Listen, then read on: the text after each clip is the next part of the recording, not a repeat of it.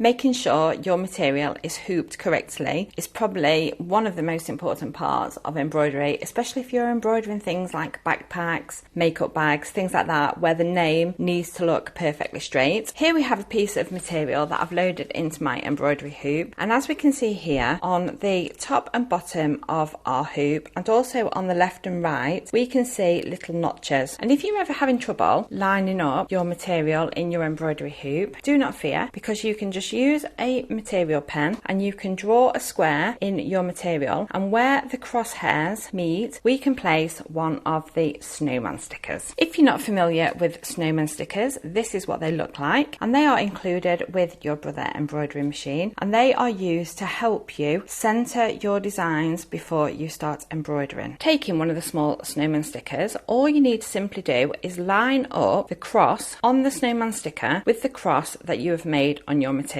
So for the purpose of this video, I've not made my cross directly in the middle because I want to show you how effective these snowman stickers are. So if we pop that on the top just like that, we can see that the lines on my material are almost in line with the lines on the snowman sticker. We're now going to load that into our machine.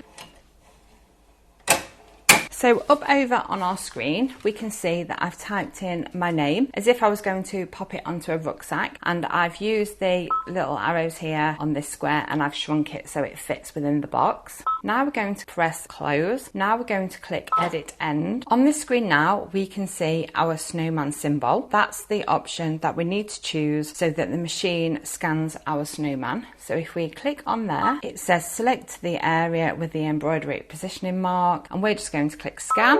The machine will move, keep your hands away. Yep, that's fine. So we're going to click OK. Now it's scanning our material, and here we can see where our snowman is.